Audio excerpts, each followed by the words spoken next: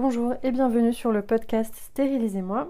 À travers ce podcast, nous allons mettre en lumière l'histoire de celles qui ont choisi la stérilisation volontaire pour méthode de contraception. Le but du podcast, c'est avant tout de mettre en avant toutes ces histoires et tous ces parcours pour donner un autre regard sur cette pratique et sur celles qui la choisissent. Je suis Coraline et je suis à l'origine de Stérilisez-moi. Je vais essayer d'être inclusive au sein des podcasts. Donc si jamais je faisais une erreur, n'hésitez pas à venir me le faire remarquer, à me contacter, bien sûr dans la bienveillance, pour apporter la correction. Et je mettrai à jour donc cette correction en description de l'épisode. Et je ferai également un petit retour là-dessus dans l'épisode suivant, de façon à bien mettre les choses à plat. J'ai à cœur de rendre donc ce podcast le plus inclusif possible. Premièrement parce que la stérilisation, ça touche tous les genres. Et ensuite aussi parce que c'est en s'efforçant d'être inclusif que la société le deviendra petit à petit. Aujourd'hui, c'est le tout premier podcast de la chaîne et pour introduire cette série, qui je l'espère sera longue, je vais commencer par vous présenter mon parcours pour que vous compreniez comment et pourquoi Stérilisez-moi a vu le jour. C'est parti. Alors, je vais commencer par me poser une première question. Donc, qu'est-ce que le podcast Stérilisez-moi ? Donc, comme je l'ai introduit rapidement, c'est un podcast qui est dédié à la stérilisation volontaire. Le but en fait c'est de mettre en valeur ce sujet qui est super tabou en France et pas que en France, dans la société en général. Tout simplement parce que souvent déjà ce sujet est lié en fait au child free, donc aux personnes qui choisissent de ne pas avoir d'enfants et en tout cas aux yeux de la société. Quelqu'un qui veut se faire stériliser, c'est quelqu'un qui ne veut pas d'enfants et qui est même antinataliste, ce qui est totalement faux. Et en fait, c'est le but de Stérilisez-moi et du podcast, c'est de mettre en avant en fait toutes ces personnes qui sont absolument pas toutes child-free, qui sont pas toutes antinatalistes. Voilà, simplement la stérilisation volontaire, c'est un sujet qui touche énormément de personnes pour des raisons diverses et variées. Et je voulais mettre en avant en fait ces différents parcours et ces différentes raisons pour que la société comprenne que non, la stérilisation, c'est pas une mutilation, c'est pas quelque chose d'antinataliste, c'est juste un choix personnel pour différentes raisons qui sont propres en fait à la personne qui le choisisse. Et du coup, ça devrait être normal que la stérilisation soit mieux vue déjà et plus facilement accessible. Donc je vais vous présenter mon parcours pour que vous compreniez moi quel est mon lien en fait avec la stérilisation volontaire. Donc je suis Coraline, j'ai 26 ans, je n'ai pas d'enfant et je suis stérilisée depuis juin 2020, donc c'est encore tout récent.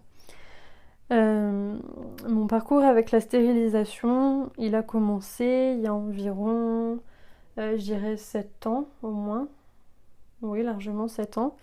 En fait, simplement, moi de base, j'ai jamais ressenti l'envie d'avoir des enfants quand j'étais plus jeune. Et j'ai jamais vraiment été attirée par les enfants, j'ai jamais spécialement eu envie d'avoir des enfants. Et voilà, et même à la limite, la seule chose qui m'intéressait éventuellement dans le but d'avoir des enfants, c'était plutôt éventuellement d'adopter. Mais voilà, j'ai jamais eu cette fibre de me dire plus tard je vais être maman. Et, et en fait ça m'a suivi jusqu'à aujourd'hui. Et vraiment, voilà, moi les enfants, je sais que je peux m'en occuper, il n'y a pas de souci, mais c'est pas quelque chose qui m'intéresse et ça me lasse très vite. Donc voilà, je peux m'occuper des enfants d'amis ou dans la famille. Voilà, je vais pas les rejeter, je vais pas être maltraitante ou quoi que ce soit avec eux. Je peux jouer avec eux, m'en occuper, c'est pas un souci. J'ai déjà changé des bébés, etc. Mais c'est pas quelque chose qui m'attire, c'est pas quelque chose que je veux en fait pour ma vie personnelle. Donc voilà, c'est vraiment un sujet en tout cas qui pour moi est ancré depuis toujours, j'ai envie de dire. Et du coup, quand je suis rentrée à l'université, j'ai eu un moment cette pensée éventuellement de me faire stériliser, parce que je me suis dit, après tout, si je veux pas d'enfant, pourquoi garder en fait toutes les contraintes que apporte finalement le fait d'être fertile. Et j'ai essayé de me renseigner un peu. Mais alors, en fait, déjà, aujourd'hui, il y a très peu d'informations sur Internet. Alors, vous imaginez bien qu'il y a 7 ans, il n'y avait vraiment pas grand-chose. Je sais que j'en ai parlé à une amie, une fois, rapidement. Et elle m'a dit, ah non, non, fais surtout pas ça, parce que les femmes qui n'ont pas d'enfants, elles deviennent folles plus tard. Alors, bon, ça m'a un peu... J'étais un peu choquée, on va dire, de cette révélation.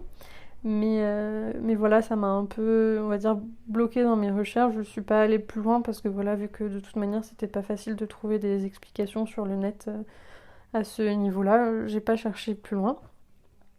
Voilà, ensuite, on va dire, j'ai continué mes études, j'ai continué ma vie. Euh, j'ai une relation longue qui a duré 4 ans, mais même pendant ces 4 ans, j'étais sûre et certaine que je voulais pas d'enfant.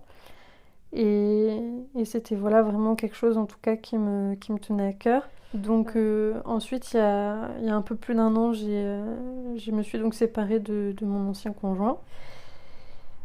Et ce désir de stérilisation est revenu en fait totalement en moi parce que voilà, comme du coup je n'avais plus, on va dire, un partenaire régulier, cette idée de stérilisation est totalement revenue sur le devant de la scène pour moi parce que je me suis dit qu'en fait mon ancien conjoint, en fait, il savait que je voulais pas d'enfant, mais je savais aussi qu'au fond de lui, il avait l'espoir qu'un jour je change d'avis. Et en fait, je me suis dit, il faut que tant que je suis célibataire, je me fasse stériliser. Comme ça, quelle que soit la personne que je rencontre plus tard, quand je vais lui dire que je veux pas d'enfant et que de toute façon je suis stérilisée, en fait, si elle reste avec moi, elle restera pas avec moi dans l'espoir qu'un jour je vais changer d'avis, puisque de toute manière, je serai stérilisée. Donc elle va vraiment rester avec moi en toute connaissance de cause et sans avoir cet espoir latent, en fait, à chaque fois. Donc, donc c'est comme ça que je me suis relancée à nouveau dans les recherches, fin 2019, autour du sujet de la stérilisation. Donc j'ai pu trouver que c'était légal, etc. Mais après, c'est tout, en fait, ça s'est arrêté là. Il y avait très peu d'informations sur Internet. Je sais pas comment, je suis allée sur Facebook et je me suis mis à chercher des groupes autour de ce sujet. Je sais vraiment pas pour quelle raison, mais c'était vraiment le bon choix, puisque j'ai trouvé des groupes Facebook qui traitent de ce sujet. Ce sont notamment des groupes d'entraide, parce que justement, comme la stérilisation est dure à obtenir, et ben voilà, les personnes qui sont intéressées par ce sujet se sont organisées pour s'entraider. Et c'est d'ailleurs super. Et donc grâce à ces groupes, j'ai pu découvrir déjà à quel point ce sujet était tabou et à quel point la stérilisation était difficile à obtenir. Et ça m'a aussi permis de trouver en fait une liste sur laquelle il y avait une liste de praticiennes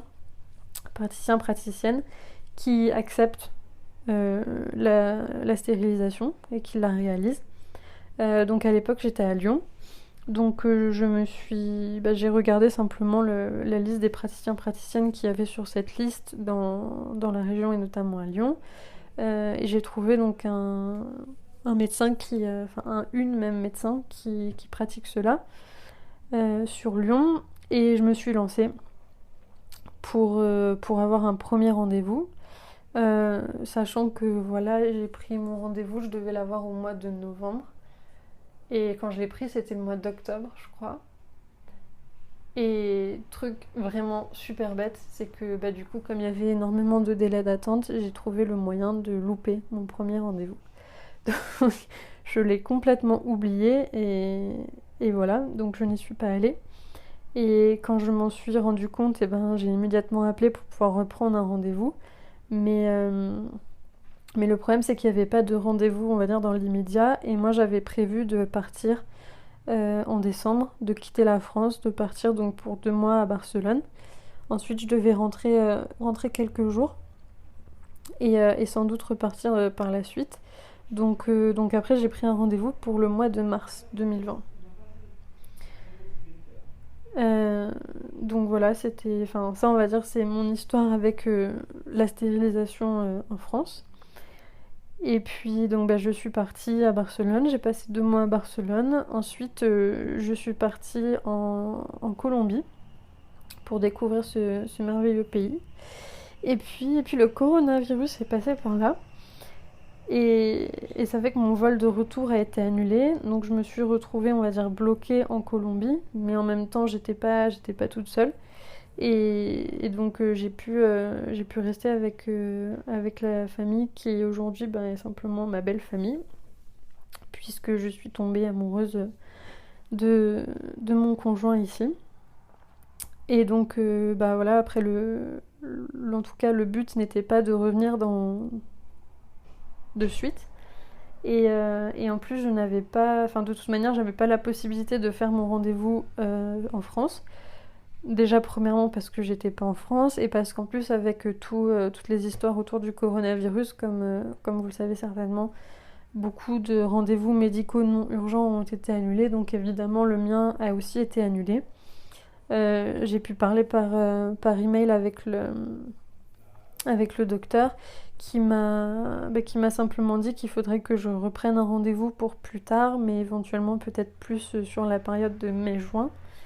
Et, euh, et donc ça, si j'avais pris ce rendez-vous, ça aurait été mon premier rendez-vous. Donc à savoir que le processus de stérilisation en France, il est qu'on doit prendre un premier rendez-vous avec le ou la médecin qui va nous expliquer comment se passe la stérilisation, nous donner les différentes méthodes, nous rappeler aussi les méthodes de contraception non définitives qui existent. Et donc à la suite de ce rendez-vous, si on a toujours envie de subir une stérilisation, on a un délai de 4 mois de réflexion qui se déclenche. Donc voilà, pour vraiment nous laisser le temps de réfléchir à ça. Et ensuite, au terme de ces 4 mois de réflexion, on a un second rendez-vous. Second rendez-vous, en fait, au cours duquel on doit notamment signer un papier de consentement, donc qui atteste que effectivement on a eu le premier rendez-vous explicatif, on a eu la période de réflexion et qu'au au bout de cette période de réflexion, on a décidé qu'on souhaitait quand même se faire stériliser et donc qu'on consentait à avoir l'opération. Et donc suite à ce deuxième rendez-vous, ensuite le ou la médecin planifie un rendez-vous pour cette fois avoir l'opération. Donc c'est un processus qui, si tout va pour le mieux, prend, je dirais, 5-6 mois. Parce que évidemment, l'opération, c'est rare qu'on réussisse à l'avoir quelques jours après le deuxième rendez-vous de consentement. Donc si tout va bien, on arrive à être opéré en 5-6 mois. Dans les faits, c'est beaucoup plus long que ça. Mais pour moi, disons que j'étais dans la situation où tout allait bien, puisque grâce à la liste sur Facebook, j'avais réussi à trouver rapidement en fait le nom d'une personne qui acceptait cette intervention. Donc si tout avait été pour le mieux, j'aurais pu me faire donc avoir mon premier rendez-vous, on va dire en mai, et donc éventuellement me faire opérer en fin d'année 2020. Le problème c'est que les choses étaient assez comment dire, tout était assez instable en fait, avec encore aujourd'hui et avec le coronavirus en fait je savais pas comment j'allais pouvoir, dans quelle modalité j'allais pouvoir rentrer en France, quand est-ce que le confinement en France allait se terminer. En Colombie on s'est retrouvé confiné aussi également, donc voilà, c'était beaucoup de choses qui n'étaient pas sûres. Et en fait je me suis renseignée en Colombie, le processus de stérilisation est beaucoup plus simple. En fait ici il y a des organismes de planification familiale qui sont finalement des sortes de mini-cliniques. Et donc il y a ces cliniques un peu dans toutes les grandes villes de Colombie.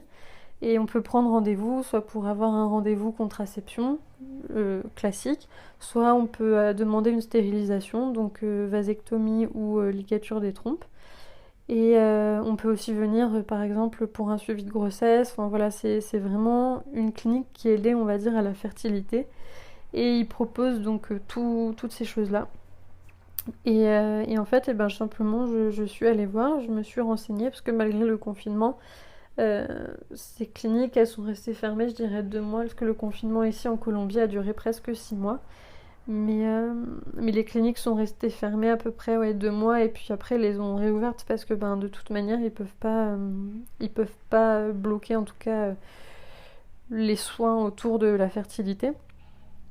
C'est un droit fondamental de l'être humain.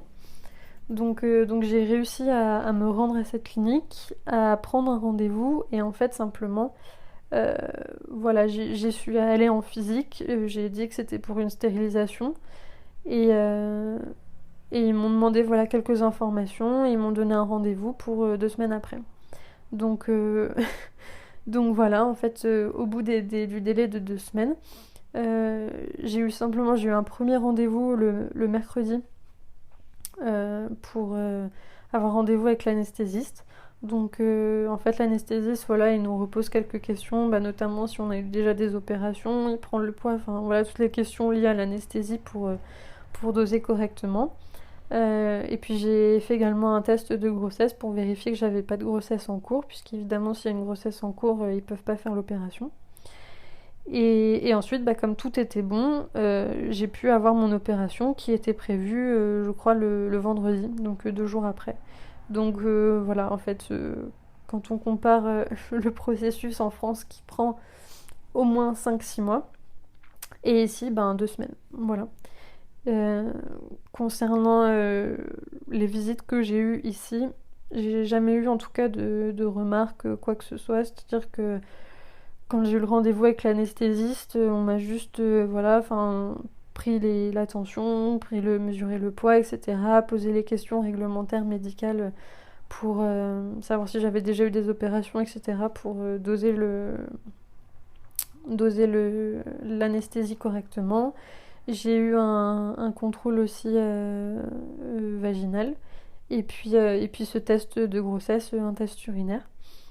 Et par la suite, et ben, simplement quand je me suis rendue sur place pour avoir l'opération, alors le système d'opération ici se fait totalement à la chaîne, mais, euh, mais voilà, on nous convoque le matin, donc ensuite ils ont pris, alors il y avait en plus des mesures supplémentaires dues au coronavirus, mais voilà, en gros j'ai eu mon rendez-vous, je me suis rendue sur place le matin.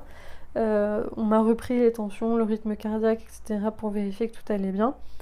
Ensuite, j'ai attendu un peu et ensuite on m'a transféré, donc on m'a demandé d'aller me changer. On m'a transféré ensuite dans une grande salle où il y avait plusieurs lits et où il y avait plusieurs personnes qui soit étaient en attente pour se faire opérer, soit venaient juste de se faire opérer. Et donc ensuite, bah voilà, on m'a demandé de m'allonger dans le lit, j'ai attendu un peu.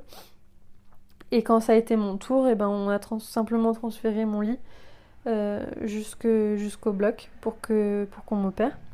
Au bloc, et ben simplement ils m'ont redemandé si j'étais prête, si j'avais bien compris que la stérilisation c'était définitif. Et j'ai dit oui, et voilà, on m'a mis l'anesthésie, on fait l'opération, et quelques minutes plus tard, j'étais retransférée donc dans la grande salle. Ici, ils m'ont gardé à peu près 1 heure en surveillance, juste histoire de vérifier que tout allait bien, que j'avais pas de saignement, etc. Et vu que tout allait bien, et ben on m'a dit que je pouvais me lever, aller m'habiller, et puis repartir. Donc au niveau du système aussi, on est sur un système très différent de ce qui se passe en France. Mais voilà, donc ça en tout cas, c'est mon parcours avec la stérilisation. Donc voilà, maintenant que je vous ai expliqué un peu comment ça s'est passé pour moi et quel rapport en fait j'ai avec la stérilisation volontaire, ben, je vais vous expliquer pourquoi j'ai créé Stérilisez-moi. Donc Stérilisez-moi, à la base, c'est un compte Instagram que j'ai créé pour apporter de l'information sur la stérilisation volontaire. En fait, je me suis rendu compte, notamment à travers le groupe Facebook sur lequel je suis toujours, et ce malgré que je sois stérilisée, c'est qu'en fait c'est un sujet qui est vraiment plus que tabou en France, et c'est surtout un sujet qui est sujet pour le coup à entrave très souvent. C'est-à-dire que en fait le but de ce groupe Facebook, c'est de proposer, d'aider en tout cas les personnes, de proposer une entraide, de pouvoir poser des questions si jamais on a des doutes, si jamais on ne sait pas quelle méthode choisir, si jamais on cherche un médecin. Enfin voilà, c'est un groupe en tout cas qui est lié à ça, qui est très bienveillant et qui a vraiment pour but d'aider toutes celles qui sont en recherche ou qui ont besoin d'aide. Et après, même celles qui se sont déjà fait opérer restent sur ce groupe pour pouvoir donner des conseils, apporter en tout cas leur retour d'expérience aux autres. Et, euh, et donc ça, en tout cas, c'est vraiment super, ou même ne serait-ce que pour encourager, pouvoir remonter le moral à celles qui ont eu des refus, etc.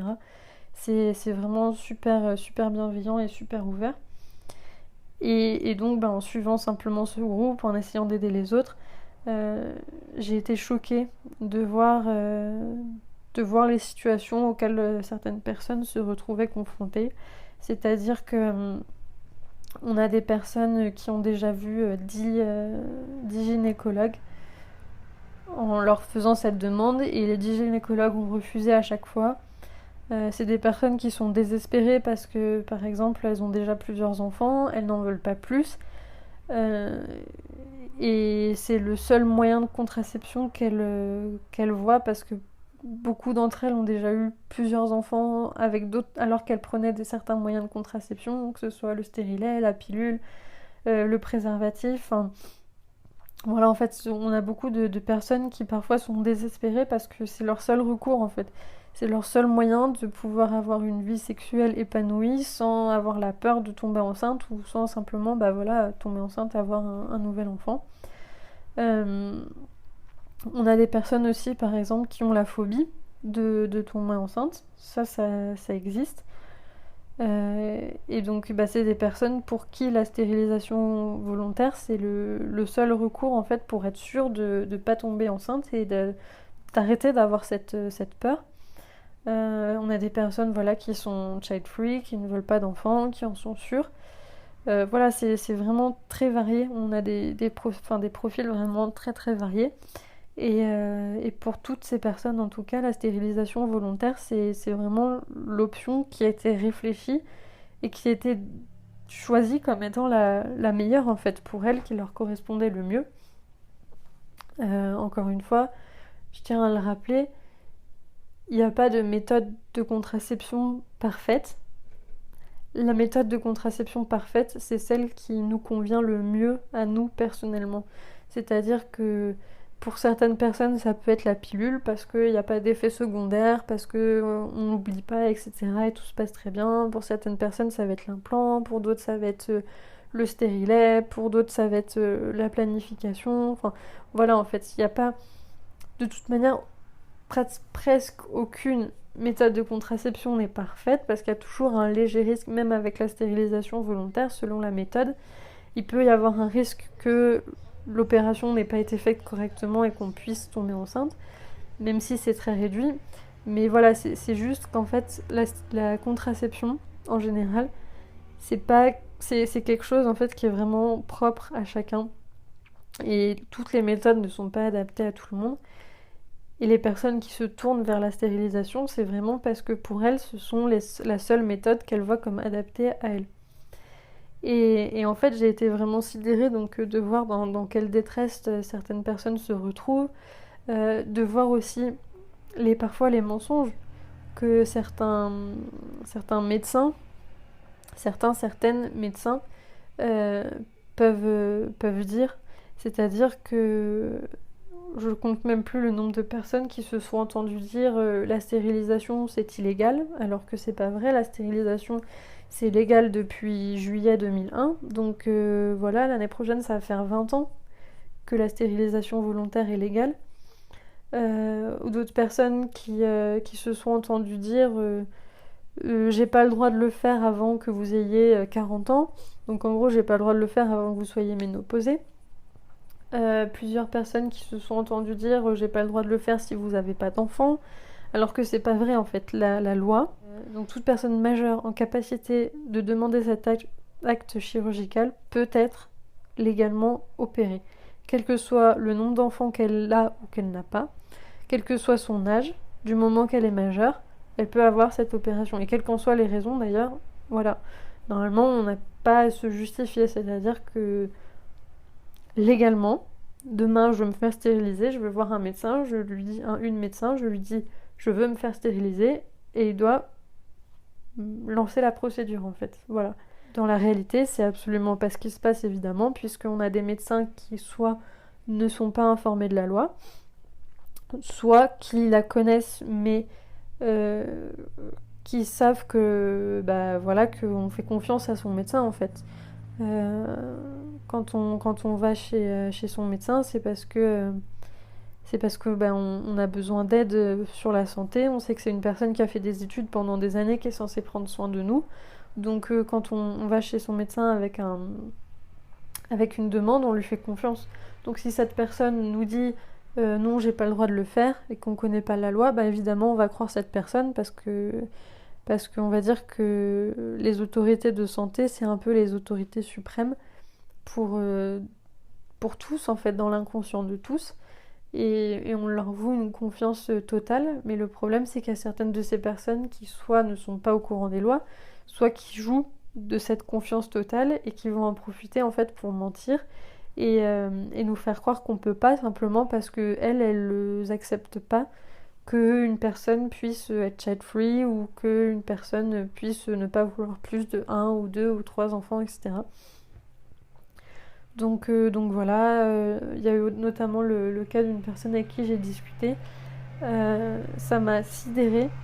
C'est une personne qui avait déjà, je crois, deux ou trois enfants, je sais plus. Et ça lui suffisait. Elle en voulait pas plus et du coup, elle ne voulait plus avoir à subir de charges contraceptives dans la mesure où voilà, elle avait ses enfants, elle était heureuse comme ça. Et donc elle est allée voir un médecin. Et cette personne lui a dit ah non, mais votre mari, il est vieux. En plus, il a des problèmes de santé. Donc, si jamais, quand il va mourir, vous allez sûrement vouloir faire d'enfants avec la nouvelle personne avec qui vous allez vous mettre. Et j'ai même pas les mots pour expliquer à quel point c'est violent en fait. C'est-à-dire que vous allez chez un ou une médecin pour qu'il vous apporte un soutien, qui vous aide. Et en fait, ce que cette personne fait, c'est qu'elle vous prend par le col et elle vous met des grandes gifles dans la figure totalement en vous disant votre mari va mourir. Et, et vu que l'amour, que les gens c'est comme des objets qui sont remplaçables, comme on changerait le pneu d'une voiture qui a crevé, vous allez vouloir faire des enfants avec une autre personne. Enfin, de quel droit en fait déjà on met les gens. Certes, la mortalité c'est quelque chose qui nous concerne tous, mais c'est quand même pas la chose la plus saine du monde d'aller voir quelqu'un et de lui dire non mais de toute façon cette personne elle va mourir. Enfin c'est comment on peut être inhumain à ce point. Quelqu'un qui fait le serment d'aider les gens et de prendre soin de leur santé, de prendre soin d'eux, c'est véritablement creusé pour les mettre plus bas que terre, quoi, de faire de tels propos. Et c'est pas rare aussi les médecins qui disent non, parce que si vos enfants ils meurent, vous allez en vouloir d'autres. Et moi personnellement, j'ai pas d'enfants. Et même en n'ayant pas d'enfants, j'ai conscience qu'un enfant, c'est pas une pièce qu'on peut changer en fait. C'est pas un objet que quand il est cassé, on le change. C'est quelque chose. Enfin, c'est une partie de nous-mêmes. J'imagine un enfant, c'est quelque chose qu'on aime plus que tout. Donc si un jour il meurt, je suis pas sûre qu'on ait envie d'en avoir un tout de suite. Et je suis pas sûre qu'on ait envie d'en avoir un du tout, d'ailleurs. Enfin, après, c'est évidemment propre à chacun. Mais, mais voilà, c'est quand même des propos qui sont très forts et très choquants. Et moi, voilà, ça m'a à la fois bouleversée et à la fois ça m'a mise en colère de me dire comment c'est possible qu'aujourd'hui, en 2020, on a une loi qui existe depuis presque 20 ans qui donne le droit de faire ça. Et puis c'est surtout aussi, c'est oui, comment c'est possible en fait d'avoir le droit de faire quelque chose, mais que ce soit encore super difficile de l'avoir. Et c'est surtout en fait, on en vient à devoir presque à faire passer des listes de médecins qui acceptent d'opérer les gens en dessous de table. Enfin, en fait, on a l'impression quand on parle de stérilisation volontaire, on a l'impression d'entrer dans un domaine d'illégalité, comme si on faisait du trafic de drogue ou du trafic d'armes, ou même, je sais pas, du trafic d'organes, alors qu'en fait, on parle juste d'un acte qui est totalement légal, qui est légal depuis bientôt 20 ans, et qui peut apporter, en fait, une vraie solution à plein de gens, qui peut leur apporter du bien-être. Et on est obligé de mettre de la confidence dans tout ça, de s'entraider, de... Enfin, c'est quand même pas normal, c'est juste une opération chirurgicale au même titre que, je sais pas, et des personnes qui vont se faire refaire le nez parce qu'elles aiment pas la forme de leur nez et ça les rend... psychologiquement, elles se sentent pas bien à cause de ça. Et ben là, on parle juste de contraception, en fait. C'est-à-dire que soit quelqu'un qui ne veut pas d'enfant et veut être sûr de ne jamais en avoir parce que pour X raison, qui regarde que cette personne en fait, soit quelqu'un qui a déjà des enfants et qui en veut pas plus, soit quelqu'un qui est hyper fertile et que du coup c'est la seule façon que cette personne a d'arrêter de tomber enceinte en fait constamment. Et en fait on retire ce droit à ces personnes sous prétexte qu'on a décidé qu'on n'avait pas envie en fait. Enfin c'est pas normal en fait. C'est-à-dire un ou une médecin n'a pas à choisir pour son patient. En fait, il peut lui conseiller, il peut lui dire attention, n'oubliez pas que cette méthode est définitive, qu'on ne peut pas revenir en arrière, ou qu'en tout cas, si vous essayez, c'est très difficile, c'est long, et en plus, ça marche pas toujours. Donc, évidemment, il faut avertir les gens, leur expliquer qu'ils soient totalement conscients du choix qu'ils font. Mais après, si une personne décide de se faire opérer malgré tout, c'est son choix à elle. Et même si un jour elle regrette, c'est son problème à elle. En fait, on signe une décharge disant qu'on accepte d'être opéré, qu'on a compris qu'on pouvait pas revenir en arrière. Donc, donc dans tous les cas, on va même pas traîner en justice ces médecins par la suite parce qu'ils nous ont opérés, parce qu'en fait, on a signé une décharge disant oui, je suis consciente de tout ça et je veux quand même le faire. Donc, il devrait le faire, c'est tout. Point. Ça devrait s'arrêter là. Et, et donc, c'est vraiment dans ce but que j'ai créé Stérilisez-moi. C'est déjà pour permettre d'apporter de l'information à toutes celles qui en recherchent, c'est-à-dire les personnes qui ne connaissent pas la loi, qui se retrouvent confrontées à des situations diverses, qu'elles aient un soutien documentaire, quelque chose qui leur dise ah oui ça tu peux, ça non tu peux pas, même si en général en fait à chaque fois c'est oui tu peux parce que c'est légal, point barre. Et, et aussi avoir des personnes à qui parler, en fait une communauté à qui s'adresser. Alors il y a les groupes Facebook, mais c'est vrai que on va pas instinctivement chercher un groupe Facebook quand on cherche des informations médicales. Ça c'est certain. Je dis pas que ça va être plus instinctif de chercher un compte Instagram, mais à la limite, ça peut être plus générique, puis c'est surtout que c'est plus facile d'avoir accès, par exemple, à un compte Facebook général ou un compte Instagram qu'à un groupe, parce que voilà, les groupes, les algorithmes Facebook, etc., font que c'est plus difficile de trouver les groupes comme ça. Mais, mais voilà, le but, en tout cas, vraiment, de Stériliser Moi, c'était déjà d'offrir ça et de mettre aussi en lumière les témoignages de personnes, soit qui sont encore en recherche d'un médecin pour la stérilisation, mettre en avant toutes les difficultés auxquelles elles font face, parce que ça par exemple c'est quelque chose, je suis sûre que le gouvernement n'en a absolument pas conscience, et c'est quelque chose sur lequel il faut qu'on travaille, parce que voilà, c'est pas normal maintenant que des médecins empêche des personnes qui veulent la stérilisation de se faire opérer en leur racontant des mensonges, etc. Donc le but, c'est vraiment de déjà apporter de l'information claire et réelle et bienveillante. Ensuite, c'est de mettre en avant les parcours de tout le monde pour voilà, dire pour cette personne ça s'est bien passé, donc courage à tous ceux qui sont encore, à toutes celles qui sont encore en recherche, vous allez y arriver. Ça peut être telle personne s'est retrouvée confrontée à telle situation, c'est pas normal. Et voilà, et c'est important de mettre en avant aussi justement on va dire les mauvaises expériences de chacun et chacune pour montrer en fait à quel point c'est parfois violent et à quel point en fait c'est pas normal et à quel point il faut que la mentalité change autour de ce sujet. Et donc voilà, donc c'est comme ça qu'est né Stérilisez-moi, et aujourd'hui la communauté elle grandit de plus en plus, et ça c'est grâce à vous tous et toutes, et je vous en remercie vraiment. C'est aussi comme ça que là je suis en train de travailler sur un site internet de façon à ce que justement quelqu'un qui va rechercher de l'information sur la stérilisation volontaire, elle puisse la trouver, elle puisse trouver une information qui soit juste, qui soit bienveillante et qui soit claire.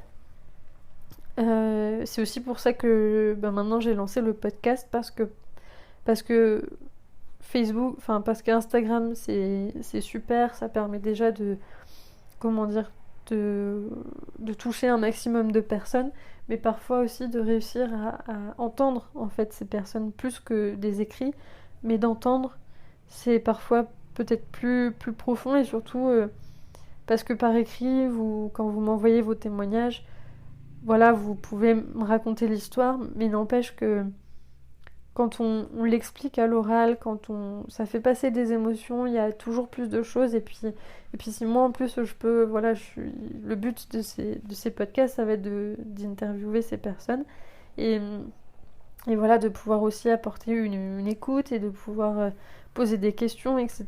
Ça va permettre justement de creuser autour de ce sujet et de vraiment faire ressortir les différents parcours pour que la stérilisation volontaire ne soit pas vue comme une mutilation, que ce soit voilà, que les personnes qui veulent recourir à cela, elles soient pas perçues comme des extraterrestres venus d'ailleurs.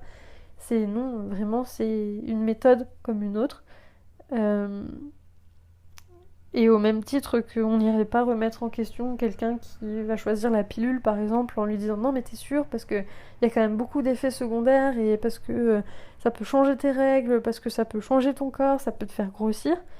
Et bien en fait on va pas dire ça à une personne qui se fait stériliser. Excusez-moi, on va pas dire ça à une personne qui va prendre la pilule par exemple. Donc il faut aussi qu'on arrête de dire ça à une personne qui va se faire stériliser. En fait c'est juste un moyen de contraception comme un autre. Et une personne qui choisit la stérilisation, en fait elle est sûre d'elle. C'est pas une décision qu'elle prend autour d'un... parce qu'elle a pris une cuite et que voilà, ou un matin elle se réveille pas en se disant tiens, je vais me faire stériliser. C'est quelque chose qu'elle elle va y penser, elle va y penser pendant parfois plusieurs mois, elle va essayer de comparer, de se dire il y a telle méthode, est-ce que j'essaierai pas ça, oui, non, pourquoi, c'est définitif, du coup si jamais je change d'avis comment je fais, etc. Enfin, c'est toujours une décision qui est très réfléchie pour quelqu'un qui veut se faire stériliser. Donc on ne devrait pas sans arrêt remettre sa parole en doute, on ne devrait pas surtout lui mentir. On ne devrait pas même lui demander d'aller voir un psychologue, ou une psychologue. Voilà, c'est toujours quelque chose qui est super réfléchi. Donc voilà, c'est vraiment le but de stériliser moi, de mettre en avant ce mode de contraception. Pas le mettre en avant dans le sens de dire c'est le mode de contraception magique et tout le monde devrait le faire, mais simplement dire si vous voulez le faire, premièrement, vous avez le droit. Deuxièmement, vous n'êtes pas des extraterrestres, vous n'êtes pas anormaux. Il y a plein d'autres gens qui le font pour diverses raisons. Voici leurs histoires, voici les problèmes qu'ils ont eus. Faites attention à vous, vous laissez pas faire face aux médecins qui essaieraient de vous dissuader, ou même parfois à des inconnus ou des proches, ou peu importe. Voilà. Si tu penses que la stérilisation c'est le moyen de contraception qui te convient à toi, va jusqu'au bout, fais-le. Et c'est tout. Eh bien ce sera tout pour aujourd'hui. C'était un épisode relativement long, mais je pense qu'il était nécessaire pour vous expliquer simplement l'histoire de Stériliser moi, comment on en est arrivé à faire un podcast et comment on va réussir à changer les choses. Je n'en doute pas, grâce à vous tous et toutes, on va réussir en tout cas à changer le regard de la société. Et on va réussir à avoir des médecins qui soient plus compréhensifs et compréhensives, et qui vraiment acceptent de le faire, quoi qu'il arrive. Je vous souhaite tous de passer une excellente journée ou soirée, quelle que soit l'heure à laquelle vous écoutez ce podcast, et je vous dis à très bientôt.